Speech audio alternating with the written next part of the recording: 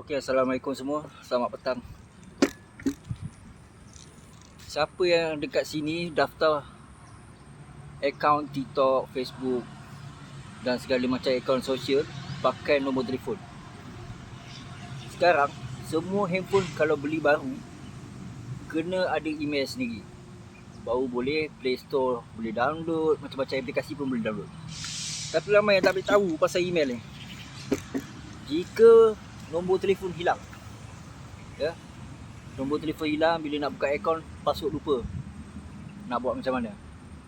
Jika tak daftar email.